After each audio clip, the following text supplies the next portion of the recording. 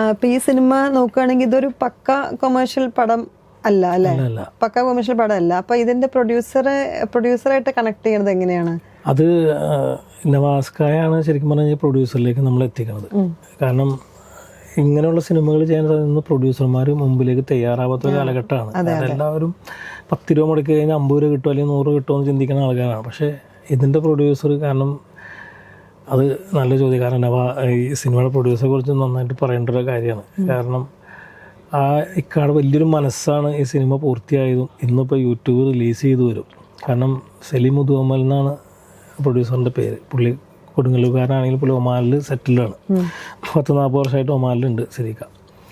അപ്പോൾ സലീക്ക അടുത്തിങ്ങനെ കണക്ട് ചെയ്ത് ഈ നവാസ്കാൻ ഇങ്ങനെ നല്ല കഥയുണ്ട്.